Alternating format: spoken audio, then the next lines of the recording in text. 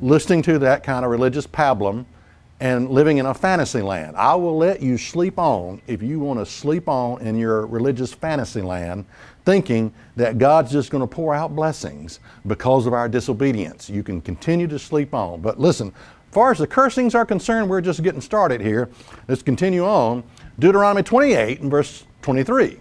And the heavens that is over your head shall be brass, and the earth that is under thee shall be as iron. The Lord, verse 24, the Lord shall make the rain of thy land powder and dust. From heaven shall it come down upon thee until you be destroyed. Has anybody considered the drought in California? Have you seen some of those pictures of what once was a beautiful lake, and it's a little puddle of water in the middle? And they've got all these, it's unreal what is happening. Does anybody ever think, okay, cause and effect here? Because of our disobedience, there are consequences. Deuteronomy 28 and verse 28. The Lord shall smite thee with madness and with blindness and astonishment of heart. Well, what happened to Dylan Roof? A madman. And we are astonished that he would go into a church and kill 9 innocent people. Are we not? Deuteronomy 28 and verse 47. Because you serve not, this is the reason for all the cursing, because you serve not the Lord your God with a joyfulness and with gladness of heart for the abundance of all things. This is the reason.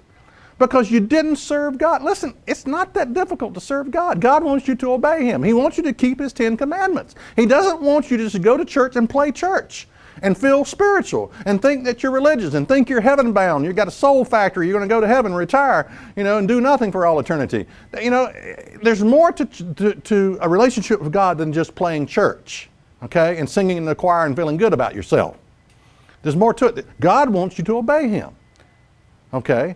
And because you didn't obey Him and you didn't thank Him for all the wonderful things God has given America, all the freedoms, all the wonderful state parks and the beauty of our land and the freedom that we have, and you didn't just rejoice. How hard is it to go to church and rejoice and say, God, I am thankful for all that you've given us, and try to obey Him? How hard is this? Is a relationship with God impossible for you?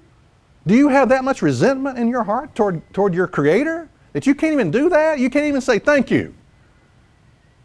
It's unreal. It's unreal.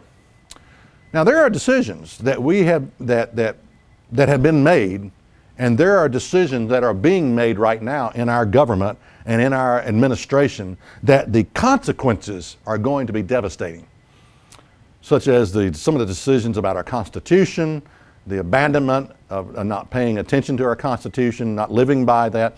It's going to be devastating. Decisions that are already been made by this administration. I was listening to the president just recently talking about this event, this shooting in Charleston. And immediately he starts talking about gun control. Gun control. I mean, guns don't kill people. Don't we know that? It's the loose nut on the end of the shaft that's killing people. It's not the guns. Is that really in the Bible? What you think is in the Bible is not.